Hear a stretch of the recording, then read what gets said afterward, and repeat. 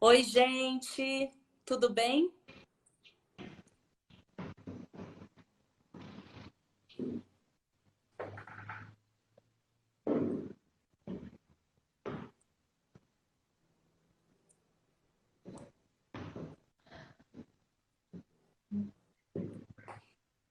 Então vamos lá.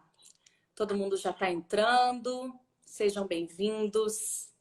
Sejam todos muito bem-vindos ao Circuito em Casa, uma programação online feita especialmente para você que está em casa, respeitando todos os protocolos de contenção, né, do Covid-19. Para quem não sabe, o Circuito Municipal de Cultura é um projeto da Prefeitura Municipal de Belo Horizonte e da Fundação Municipal de Cultura, em parceria com o CIRC.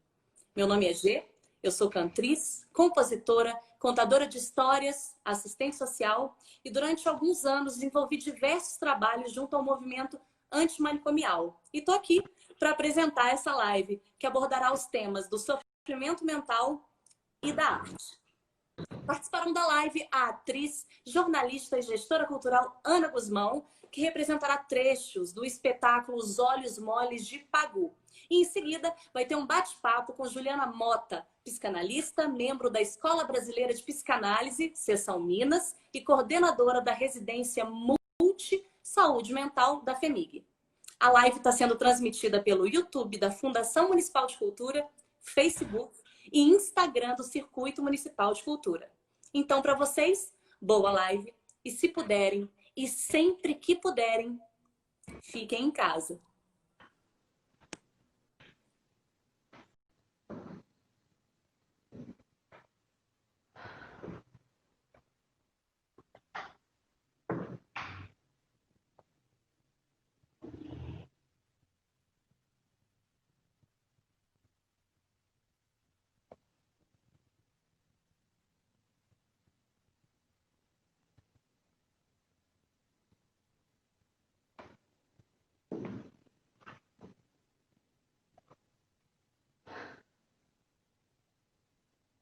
Sete horas.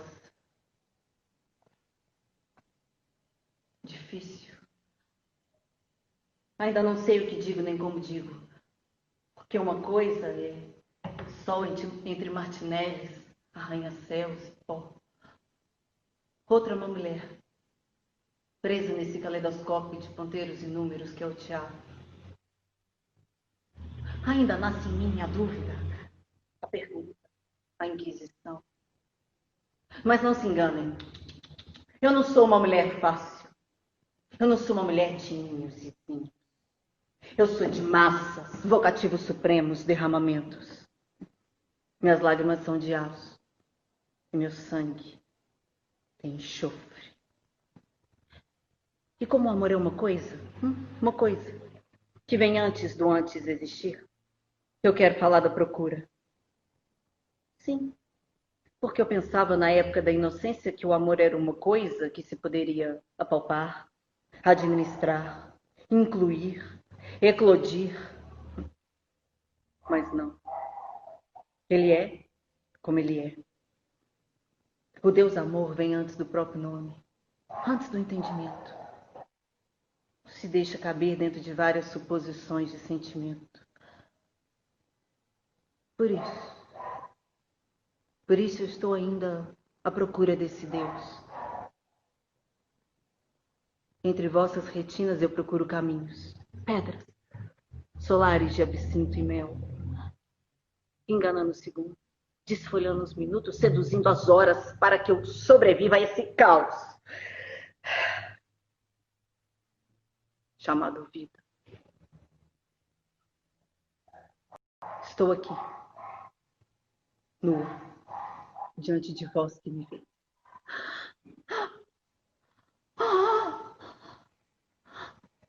Desabotoa-me essa gola.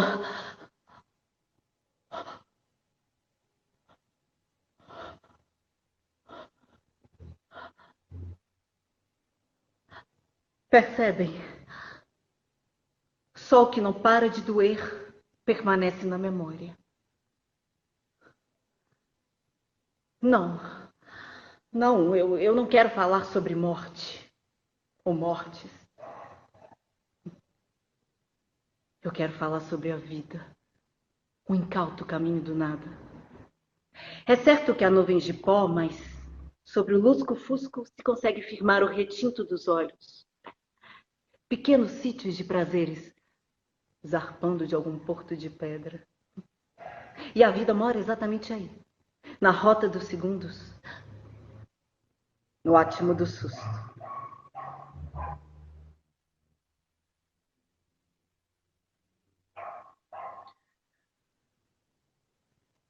Estou com os olhos represando mares sobre minhas pálpebras insones. O mundo come no nosso portão um cão farejando desalento, a dor e alguma alegria. Você sente um ladrilho dos meus lábios? Falar hoje é um desvio favorável ao esconderijo. Talvez eu esteja confusa, não é? Confusa. Há uma intoxicação em mim de tudo que vivi. No dentro da casa, no dentro do desconhecido, no dentro do dia. Sempre. Sempre.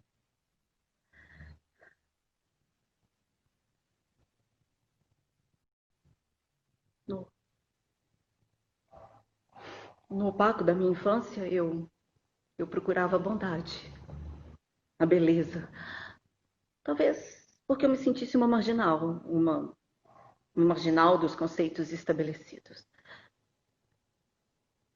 É, é isso. Toda a minha vida eu quis dar até a anulação, dar até o esmaecimento. E nunca ninguém entendeu a generosidade dessa minha oferta.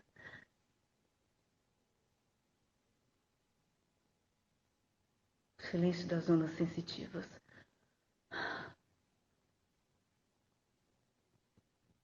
É muito difícil falar.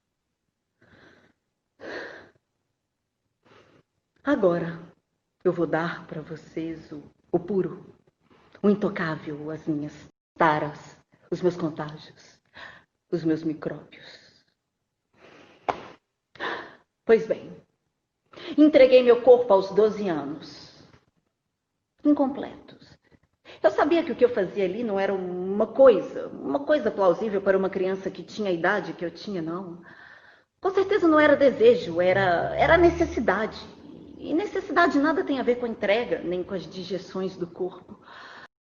Eu senti uma angústia, porque eu não entendia aquele lugar.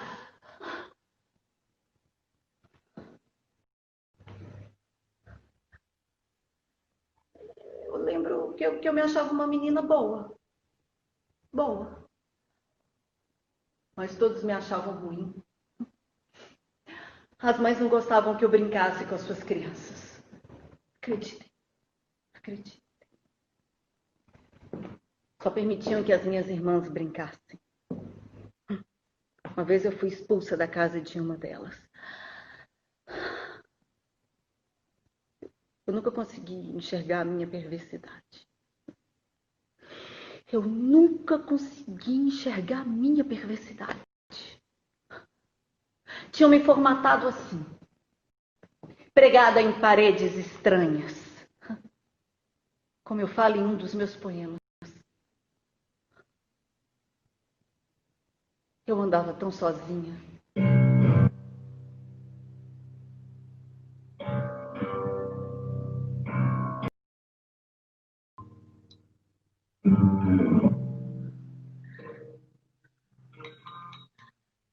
Mas apesar da minha meninice e da minha solidão, é preciso que eu diga, não havia precocidade sexual. Eu só despertei para isso depois que eu tive meu primeiro filho. Eu não tinha consciência das regras estabelecidas, mas eu sei que eu infringia todas as normas, pois não era livre o homem que me possuía e nem havia amor na entrega. Havia o solo dos impulsos, a dança dos desejos. Eu era uma criança. Só queria saber amar.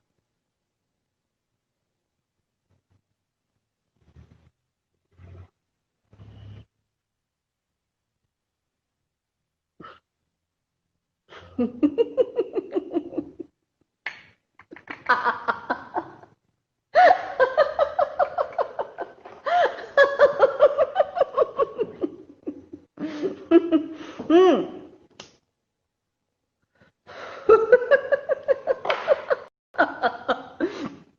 Eu sempre achei minha vida trágica.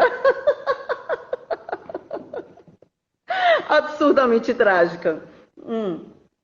E, e hoje, quando eu falo sobre isso, é como se eu contasse que eu fui na esquina fazer feira.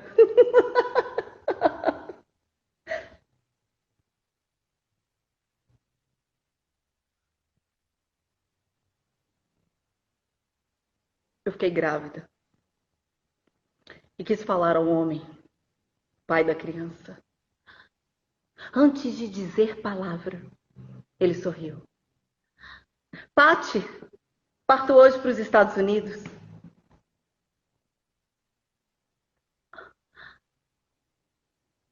Eu não tive forças. Só quis beber. Ai, eu bebi. Eu bebi, eu bebi, eu bebi até a discordância dos sentidos e o sangue. Todo o meu corpo se contorcendo na angústia e a vontade de beber aquele sangue e me livrar da noite que me cobria.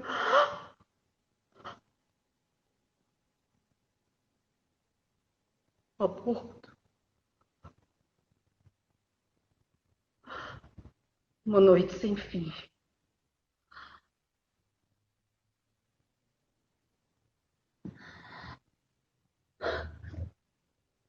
Oh.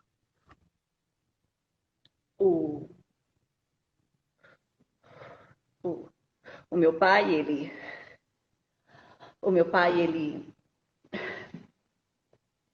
descobriu a carta que eu escrevi para esse homem. Ele me espancou e me deu de presente a minha primeira brecha na cabeça. Sim, a primeira, porque foram tantas. Eu fui a primeira presa política do Brasil. 23 vezes. Presa e torturada.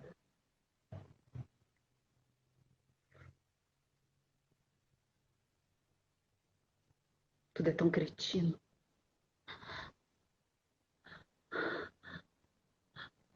Agora, por favor, desabotoa-me essa gola.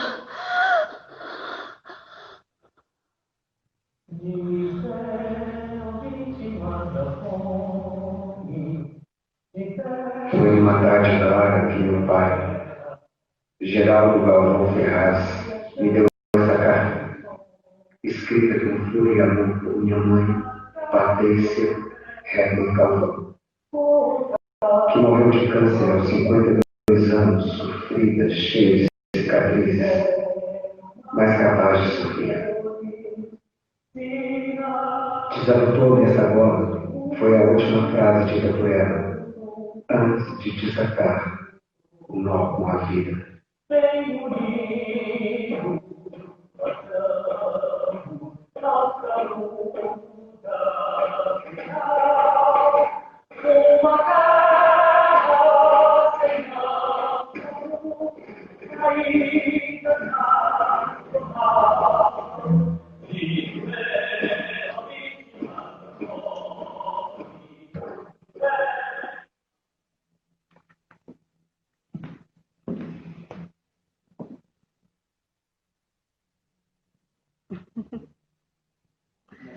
Boa noite a todas e a todos.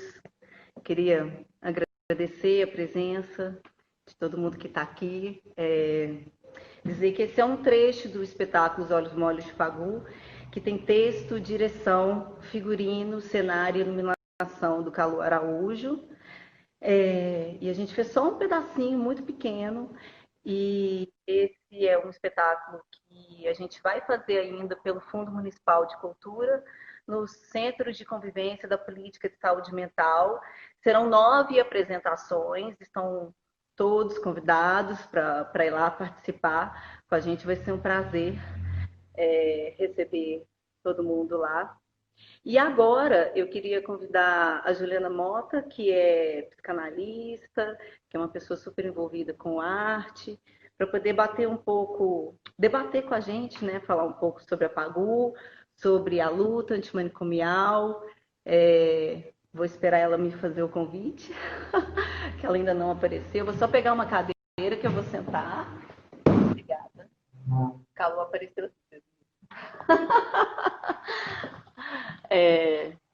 Para a gente poder conversar um pouco, a Juliana fazer algumas considerações sobre a PAGU e a luta. Eu vou botar meu fone aqui para a gente poder conversar melhor.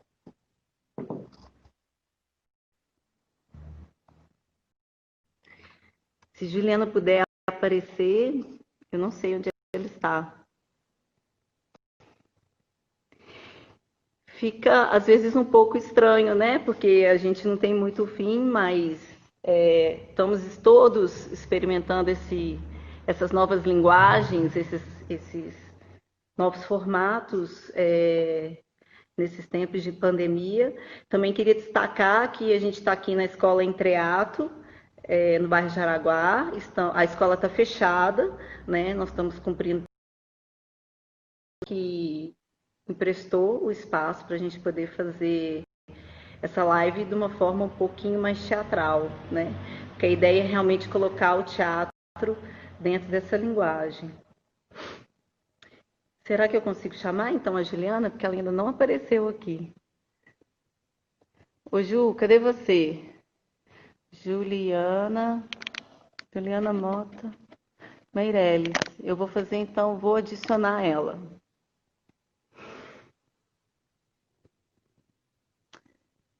Juliana já entrou? Tem gente falando que a Juliana já entrou, guardando a Juliana Mota.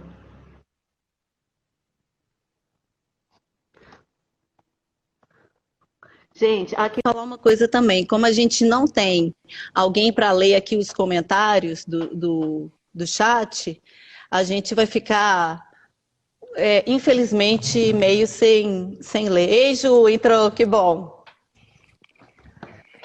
Boa noite para todo mundo. Em primeiro lugar, eu queria agradecer o convite da Ju, da Nath, para estar nessa live, nesse momento tão importante que nós estamos vivendo, né, em todos os sentidos, e registrar aqui a importância, né, da arte para nos sustentar, né, nesse real, né, que nos apresenta esse atual, que fascina, né, a todos, né, todos que são enlaçados nesse tipo de inscrição, né, que ela faz, a história dela. Mas eu nunca, né, nas conversas com a Ana, antes da gente, né, vir agora, vinha a live agora, a Ana me trouxe alguns fragmentos da vida da PAGU que eu fiquei muito impressionada, né? Não achei que era dessa intensidade e dessa tragédia no sentido de algumas tragédias, né, que ela vai atravessando na vida. E aí, Ana, eu queria te pedir um pouquinho para falar alguns fragmentos, citar alguns fragmentos para a gente poder conversar mais um pouquinho desses pontos tão importantes da vida da PAGU, como a questão do filho, da maternidade, das tentativas de suicídio, né, das relações amorosas, da militância, né, para a gente poder conversar um pouco sobre isso. Uhum. Na verdade, as pessoas têm uma ideia da PAGU que é como se fosse a casca dela, né? Então, a pesquisa desse espetáculo vem muito justamente de entender o sentimento dela. Então, ele foi baseado nas cartas que ela escreveu e mostra realmente uma outra PAGU, uma PAGU muito solitária, primeiro, porque ela era uma mulher muito muito na frente do seu tempo. E ela sabia disso. Ela sabia desse não lugar dela na sociedade, desde o núcleo familiar até pensando num círculo de relação mais amplo. E desde criança, né, esse trecho que a gente pega, que é o início do espetáculo, que ela fala sobre a infância dela, ela diz que ela, desde criança, ela sempre foi mulher. E ela tinha que fingir ser criança. Isso é muito impressionante. Muito Ela impressionante. fingia que era criança para as pessoas, assim, né?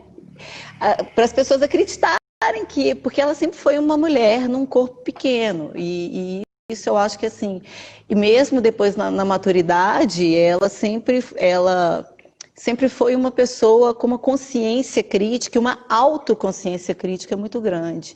Então isso já a fez sofrer muito, já é um ponto de partida de uma pessoa que também tinha traços depressivos muito fortes, né?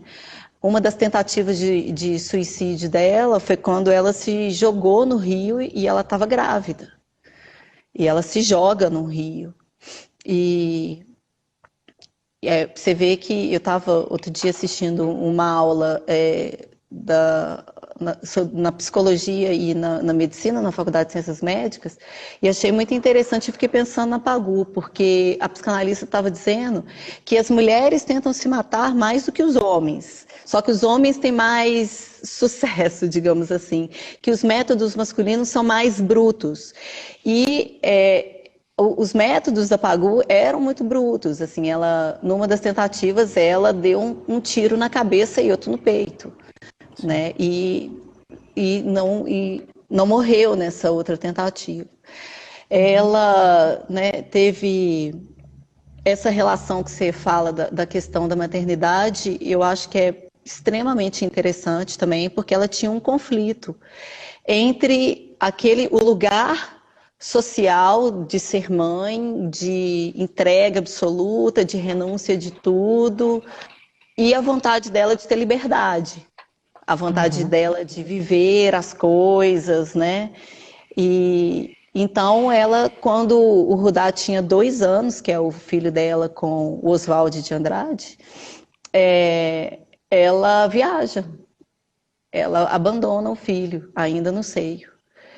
E aí ela, inclusive nessa viagem que ela conhece o Prestes, e aí que ela inicia toda a militância. Agora, a militância política da Pagu é uma coisa que parte muito do desencanto dela também, de ver as relações das pessoas, como eram a falta de justiça, a falta de amorosidade entre as pessoas, porque ela passava muito por isso. Né? Então, foi uma pessoa que viveu uma vida bem complicada. Ela, depois desse aborto que ela fez, ela ficou 1 ano aborto com 12 anos, né? E depois ser espancada pelo pai, ou se foi algo aí um pouco mais do campo psi, né? Não sei. Mas, de qualquer forma, é uma entrega muito, muito forte, né? Então, ela tem muitas passagens. A gente acha que a Pagu é só aquela mulher feminista que falava palavrão e tal, meio porra louca, né? Não, ela era um ser humano muito angustiado. Pois é, eu pensei, né, um pouco nisso que você coloca, dessa dimensão, né, de um feminino que não cabe dentro do corpo, né? Assim, eu fiquei muito impressionada porque parece que todas essas tentativas que ela vai fazendo, a militância, a escrita, a jornalista, né, a artista, isso parece que são formas para ela dar conta, né, disso que transborda, né? Eu acho que tem alguns autores, né, analistas, alguns psicanalistas, que vão falar que o feminino tem um ponto, um feminino tem um ponto de transbordamento, né? E quando você começou a me falar da Pagu, veio exatamente esse texto, parece que era uma mulher que não cabia dentro dela. Isso que você relata do caso, estou falando do caso porque eu estou pensando no caso, Pagu, né? No caso clínico, Pagu. Então, Caso esse clínico. que é o caso, né? Assim, a gente tem esse, né? Assim, é assim que, né, que a gente fica lendo, né, essas histórias. Uhum. Eu até estava conversando com meu marido e ele falou assim, olha, cuidado, porque uma coisa é a arte dela, outra coisa é o caso. Eu falei, nós estamos Uhum. falando do sujeito, Pagu, né? Então tem É, um ponto que é uma mulher que não cabe, assim, isso, aquele fragmento que você traz eu não sou uma criança, né? Na verdade, tem um ponto aí que é um corpo que já se coloca como um corpo, né? Um corpo de mulher, um corpo, e que ela mesma não sabe o que é isso, porque ela fala, olha, eu nunca, não foi pelo sexo, é pela necessidade, né? Esse é, fragmento que você traz na peça, né? é. Ela E parece que era uma forma que ela queria de aceitação, de amor. Ela falou, eu era uma criança, só queria saber amar, né? Eu queria ser aceita. é, e esse instrumento do corpo, né? Então assim, Uhum. não era alguma coisa que tinha uma significação, uma narrativa, um enlaçamento romântico, não. Era, era de uma radicalidade sem significação e ela carrega isso para o resto da vida, né? É, Da- exatamente, das, exatamente. da- das quedas, e ela tentando, né? Ela tentando ficar em pé. Você vê que É, é como se fosse aqueles barcos que ficam ancorados e ficam batendo né, com as ondas, e eles ficam batendo e voltando, batendo e voltando. Então, tem um trecho que eu queria só ler um pouquinho, queria, se é possível, que vai falar dessa questão do transbordamento. Pode ser, Ana? Eu posso só claro, aqui maravilha. que fala que o que me veio na cabeça de Pagu assim que ela sempre viveu no limite, tinha um limite, né, um limite, como se fosse uma borda, né? Uhum. Então é um comentário do Miguel Bassol, que é um analista espanhol maravilhoso, e ele fala do feminino assim de uma maneira muito linda. Ele fala assim que não é quem transborda é é a mulher, né? Esse feminino que transborda, né? E que ela mesmo que transborda, que se transborda, é algo nela mesmo que a sobrepõe, que transpõe seus próprios limites desde o interior. É algo que ocorre de um modo que distribui de imediato a diferença entre interior e exterior. Isso faz dessa borda algo distinto a um limite, a uma fronteira claramente estabelecida entre um espaço e outro, entre dois espaços que seriam fechados de um para o outro. Não é o outro que a transborda, não é o outro, não é o outro que a transborda, não é o outro que aparece na forma de transbordamento. Aqui, a mulher que se transborda é algo nela mesmo que a sobrepõe, que transpõe seus próprios limites desde o interior. É algo que ocorre de um modo que distribui de imediato a diferença entre interior e exterior. Isso faz desta borda algo distinto a um limite, a uma fronteira. Então, eu acho que essa é a diferença, que não é um limite, uma fronteira, é uma borda. Eu acho que essa diferença me pareceu demais nesse caso da Pagu, né? E a gente vê que o tempo todo parece que ela vai fazendo uma tentativa de borda para se segurar a vida toda, né? Quando É, você fala, então assim, nessa tentativa que ela fazia de ficar em pé, essa tentativa que ela fazia de ficar em pé. E são poucas as coisas que a seguram.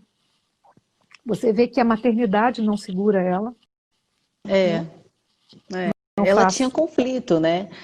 Ela amava o filho, claro, ela fala sobre isso, ela tinha esse conflito, mas também não foi necessário, porque achei perfeito esse trecho que você leu, porque é isso, não tem a ver com os outros, tem a ver com ela mesma, né?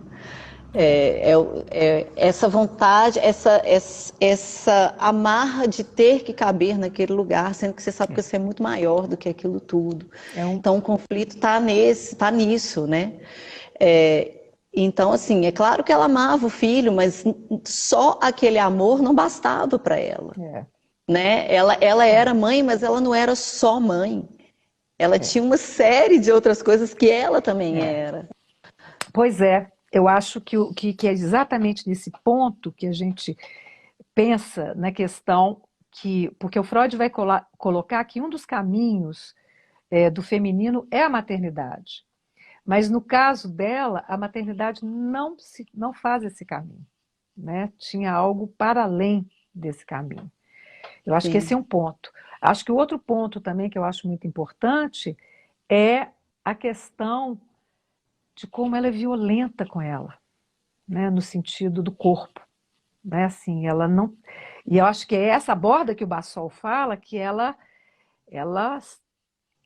se joga num rio grávida, ela tenta se matar de maneiras loucas, com um tiro na cabeça, um tiro no peito, né? Essa alcoolismo que você me falou, né? No final, teve um momento que ela, nesse entorpecimento do corpo, então parece assim que segurar esse corpo, teve momentos que não era possível segurar esse corpo, então se decidia morrer, né? A radicalidade dela, a gente vê, né, assim, inclusive de experiências que ela viveu que foram muito fortes, assim, uma mulher que foi presa 23 vezes e torturada nessas 23 vezes e ao mesmo tempo ela era muito coerente com as palavras, as ações eram muito coerentes. Então tem uma passagem dela, porque as prisões, ela tinha prisões no Rio e São Paulo, a maior parte delas, né, porque ela também foi presa em Paris. E aí, numa dessas passagens, chega o governador do Rio e vai visitar o presídio, fazer política, aquela coisa meio assim com a imprensa e tal, e vai, obviamente, lá na Pagu para cumprimentá-la. E faltava pouco tempo para ela sair da cadeia, e aí ele estende a mão para ela e ela vira as costas para ele. Sabe, é um ato totalmente coerente. Aí isso ela ficou mais meses presa por causa disso.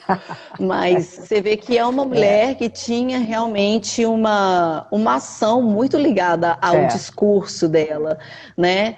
E essa radicalidade dela, eu acho que partia, claro, dessa busca, mas partia também, de alguma forma, ela viveu coisas que foram muito fortes. Então, ela conheceu o Herculano, por exemplo, que era uma pessoa que trabalhava no cais, e foi quando ela realmente vivenciou toda a filosofia política que Prestes a ensinou. Ela diz da simplicidade, por exemplo, de como esse trabalhador do cais mostra como era importante que ela lutasse por aquilo. E aí um dia, num comício, a polícia, para dispersar os manifestantes, dá um tiro no Herculano e ele morre junto com ela. Né? Então, assim, essas experiências também são de uma radicalidade muito forte, que eu acho que vai contribuindo também para a pessoa tá nesse limite, né? E chegando nesse limite. E é muito interessante que ela consegue também, mesmo com todas essas, às vezes, tendências depressivas, tal, mas ela tem a arte aonde ela consegue esse ponto de respiro, né?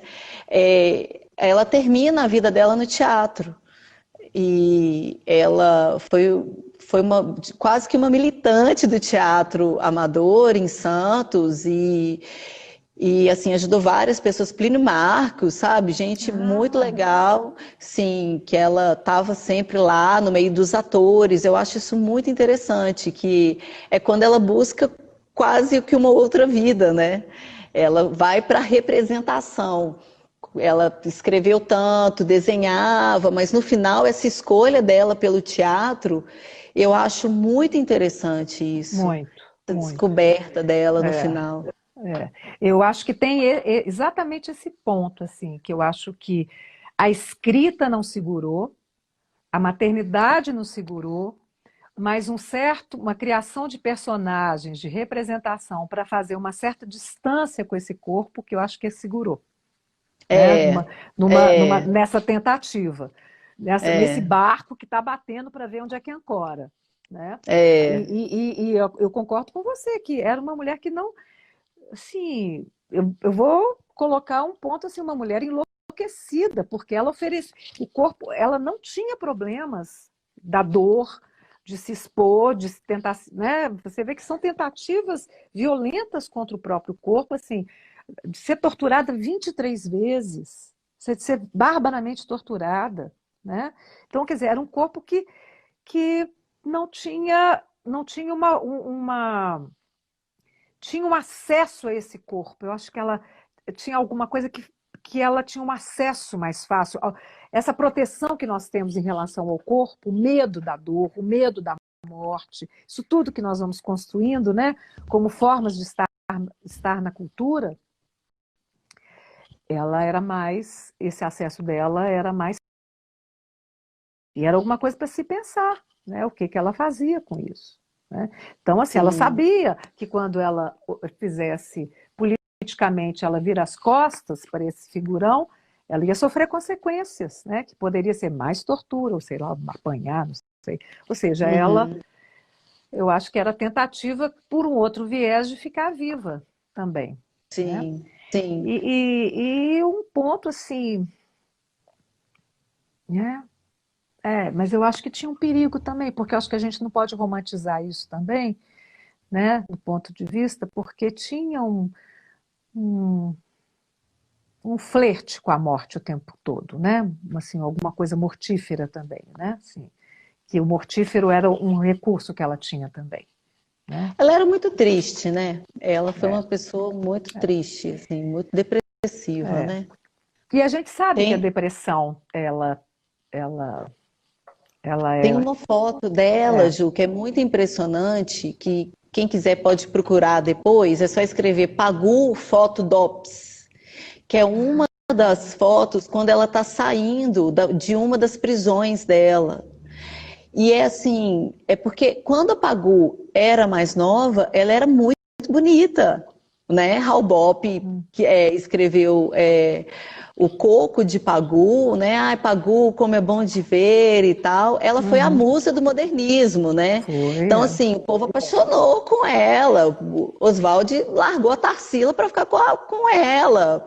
A Tarsila apaixonou com a Pagu, todo mundo era louco com a Pagu, porque ela tinha uma sensualidade, ela tinha uma sexualidade tão forte é, que ela mesma não dava conta, assim. É, uma vez, um amigo disse para ela que quando ela passava na rua, todos os homens a desejavam. E ela achou aquilo péssimo, sabe? Ela disse: eu tive que respirar para que aquelas palavras não chegassem até o meu estômago, porque não era aquilo. Só que era natural dela, ela era daquele jeito, porque ela era uma mulher muito diferente, né? é, Então, assim, mas então se você pega a Pagu, a história, se você faz. São poucas as fotos que a gente, né, não tinha tanto registro como tem agora, mas se você pega a história da vida de uma forma iconográfica, assim, da Pagu, é impressionante. A trajetória, todas essas marcas, essas experiências radicais, né, com a morte, as prisões, ela diz é. que ela foi o que ela foi perdendo cada vez que ela ficava presa, né, e foi virando quase que um estereótipo, pagou ser presa, né, porque era esperado, assim, e então foi uma vida muito, muito radical mesmo. Eu acho que a gente pode pensar que é uma mulher que, que o feminino transbordava o tempo inteiro, né? E quando você fala, os homens a desejavam, ela falava assim, não estou entendendo o que que é isso, né? Assim, não sei, porque eu acho que tinha algo também que era que o sexual não era o sexual da fantasia sexual, era o sexual puramente no corpo, pelo pouco que você me falou, assim, né? Que eu tô assim, tô viajando assim, um pouco, viajando assim, tô elocubrando um pouco desses pontos que traz o texto, Uhum, né? Da história uhum, dela, né? uhum. Realmente não sei, a gente teríamos que atender Pagu para ver se realmente era isso, né? Mas eu nem sei também se ela queria ser atendida, não, né? Mas, mas talvez a gente, né, a posição ética mesmo do analista é pensar que é, não precisava de tanta, tanta perda, isso que você fala, né? Não precisava ter tanto acesso a esse corpo de uma maneira tão violenta. Isso podia. E eu acho que tem um ponto interessante quando você fala que ela mexe com o teatro no final, que parece que isso foi uma boa saída que ela faz, que é o momento mais Foi. apaziguado dela, quando ela se É, afasta de um ponto que é dela para botar uma outra relação com o outro, né? Então, eu é, acho assim que isso é muito bonito. E, por outro lado, a gente pensar na questão política e da luta, né, antimanicomial e da questão da segregação, é, essas mulheres pagaram com a vida, né, por sustentarem uma posição no mundo, né? Ela, a Nina Simone, não com a vida assim que foram mortas, mas perderam muito, né? Se perderam muito. Nina Simone, Camille Claudel. Hoje eu fiquei pensando nessas mulheres, assim, fiquei assim, gente, né, tem várias que vão falar da história, né? Olga, né, Mulher de Prestes, todas essas mulheres que sim. vão por uma por um transbordamento, né? Por um transbordamento, elas, né, elas mostram também também, também que como sustentar um desejo é caro também, né? É. Fico pensando nisso. Mas ao mesmo tempo me parece que não há escolha. Há só Eu uma acho que transborda, determinação, eu acho que né? é isso que o Bartol fala, é para além de algo que sobrepõe, na verdade a palavra que ele usa é essa, sobrepõe.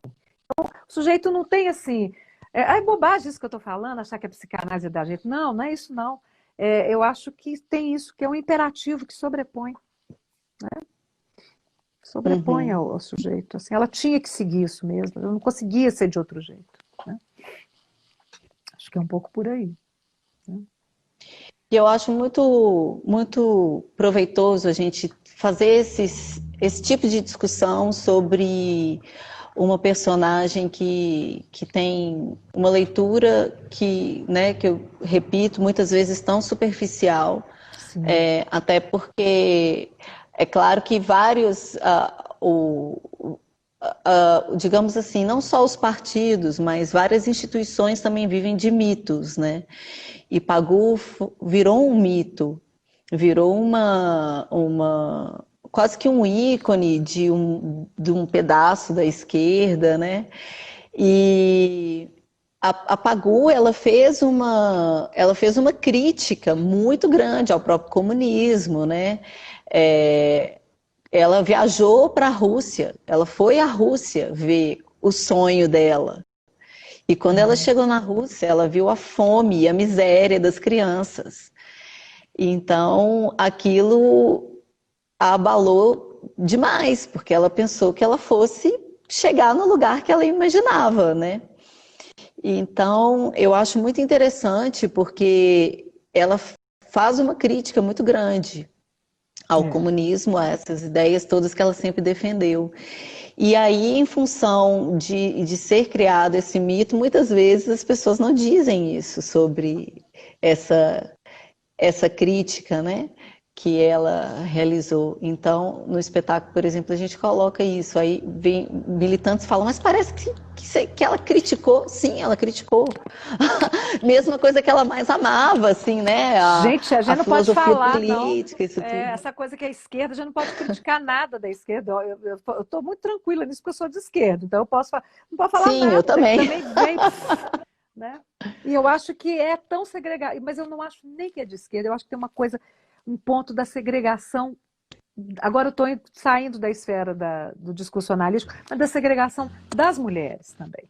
Né? Eu acho que ela teve uma luta impressionante, a coragem dela. Né? Eu fiquei muito emocionada assim, dessa coisa.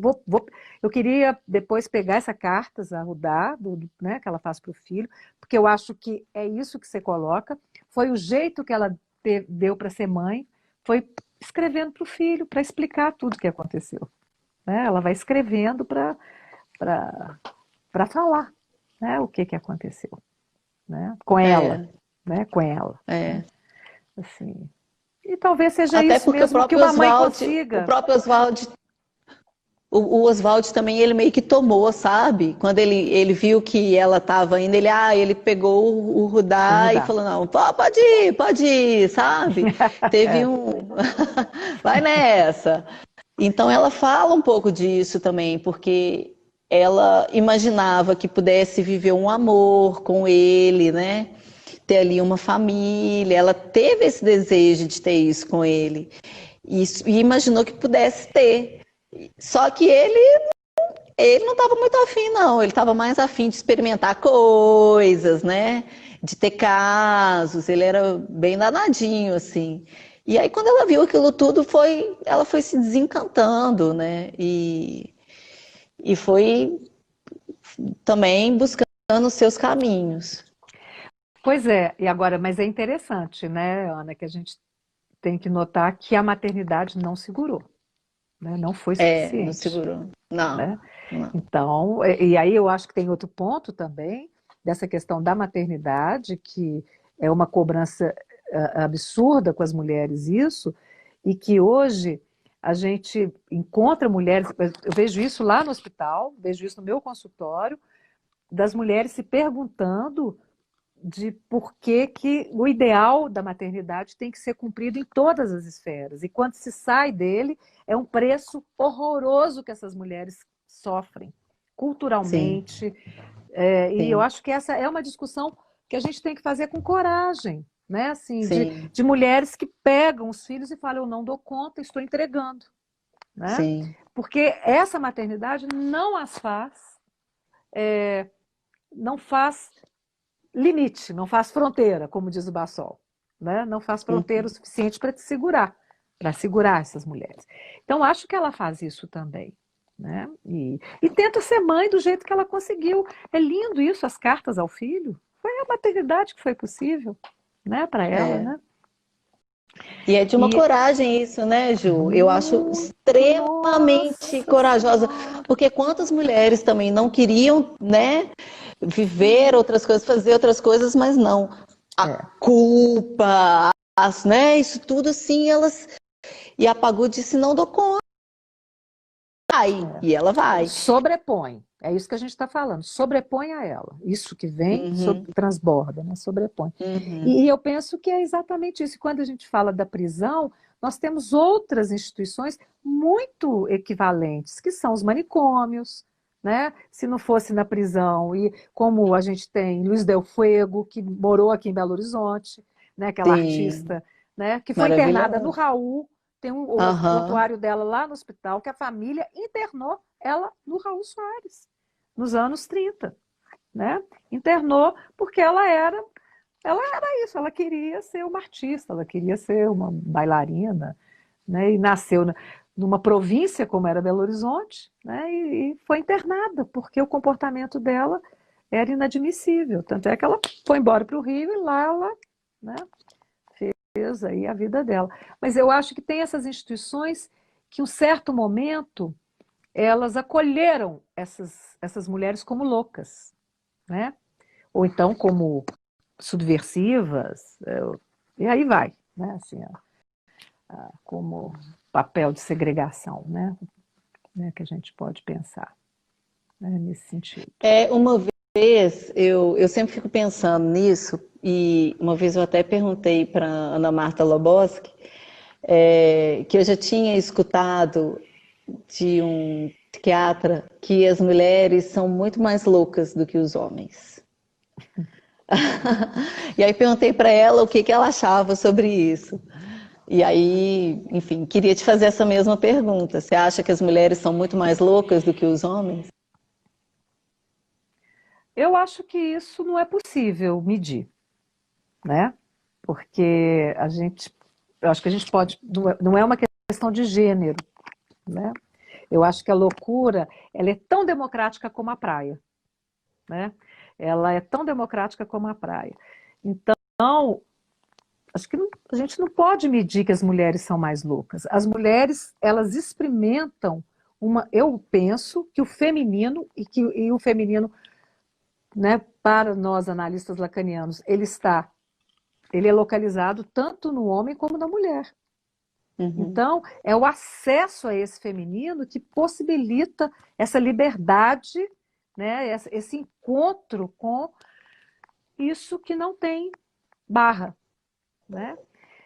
O Lacan falava uma coisa, o Flávio falou, você não fala isso não, que as feministas vão ficar muito bravas com você. Mas o Lacan falava uma coisa muito interessante. Quando ele atendia as mulheres, lá no consultório dele lá em Paris, aí elas saíam assim, ele abria a porta, falava com a secretária dele, assim, nossa, mas elas são loucas demais, são loucas demais. Quando elas pioram, elas internam. Então, o Lacan sempre colocava uma coisa, que as mulheres trazem uma liberdade, né? Uma liberdade própria, que ou elas decidem botar essa liberdade à prova, como Pavô, Camille, Nina, Clarice, e aí vambora. Sim. Né? Nas maravilhosas que a gente... Né? Que a gente... Hilda. Nossa, Hilda, né? Esse povo todo. As artistas, né? Ou não só as artistas, as militantes, as políticas, as mulheres maravilhosas. E eu acho que os homens, por um traço mais obsessivo, seguram mais isso, né? Então, eu não sei, eu não diria no sentido estatístico, mas que eu acho que os sintomas são mais interessantes, eu acho. Né? São mais coloridos, eu acho que sim. Né? Eu acho que eu costumo, assim, a gente, né, na vida comum nossa, assim, aquelas situações terríveis que, assim, a mãe fala assim, deixa que a gente vai dar um jeito, espera aí que a gente vai dar um jeito, né? Assim, tem uma posição feminina de tá tudo caindo, né? Enquanto, assim, né, tem uma coisa assim que você olha para sua mãe e ela fala assim, isso nós vamos dar um jeito, espera, vai vir, pode deixar que vou dar, né? Essa coisa que a mulher vai, assim, né, de ir atrás a Hildegard de Angel, que foi atrás dos assassinos do filho, entrou dentro de quartel, não é isso? Assim, nós estamos falando de um momento tão importante, né? Ela vai atrás do coronel, do comandante do exército, eu quero o corpo do meu filho, eu quero saber quem matou. Eu acho que isso é feminino, né? Isso é feminino. Né? Aí sim, eu acho que somos todas loucas nesse sentido, né? Somos todas loucas nesse sentido. Ainda bem, né? Somos um pouco Pagu, somos um pouco Camille, somos um pouco Hilda, né? Ainda bem. O pessoal já está pedindo para a gente já ir encerrando. Que é isso, gente? Já? Tá tão Já. Eu queria só fazer um convite, se alguém quiser conversar mais sobre Pagu e tal, tem as nossas redes sociais, né? Para inclusive saber do espetáculo, Caligari Produções, tanto no Facebook como no Instagram. Sintam-se à vontade para expressar, conversar. Vou ter o maior prazer, né, de estar com todo mundo aí. Ju quer dar uma falinha final, que aí a gente vai voltar para a apresentadora para depois encerrar a live. Não, Ana, eu queria te agradecer por me apresentar Pagu. Eu queria te agradecer por me apresentar Pagu dessa forma. Eu que fez uma agradeço pelos diferença. comentários. Fez uma diferença, sem dúvida. Que bom. Que bom. Então tá, Ju, prazer te reencontrar. Prazer, obrigada. Né? A última Prazer vez te foi ver. lá no 18ão. É. Nós com os pacientes na rua, exatamente. E falar que estamos aí na luta pelo final de todos os manicômios, manicômio nunca mais. Nunca mais. O tratamento é em liberdade e todos nós somos todos, sempre todos iguais, respeito a todas as diferenças. Então, beijo. Quero chamar então agora a nossa apresentação. Beijo, Ju. Obrigada. Obrigada.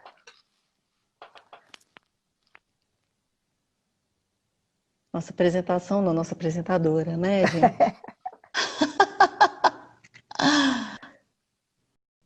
Então,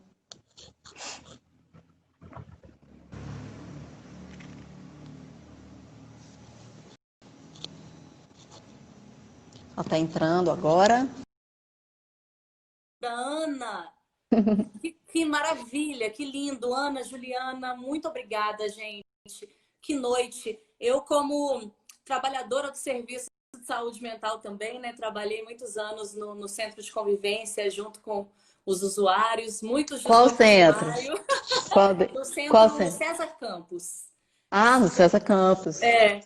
Então, fiquei muito feliz de ouvir esse papo, estou muito feliz. Então, gostaria de agradecer mais uma vez a você, Ana, a Juliana também, maravilhoso esse bate-papo, e a todo mundo, né, que assistiu a gente aqui nesse tempo.